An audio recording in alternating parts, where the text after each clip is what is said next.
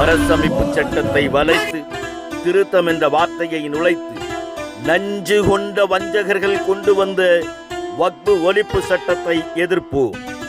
எத்தீயவை எதிர்வந்தாலும் எத்தியாகம் செய்தேனும் அதை தடுப்போம்.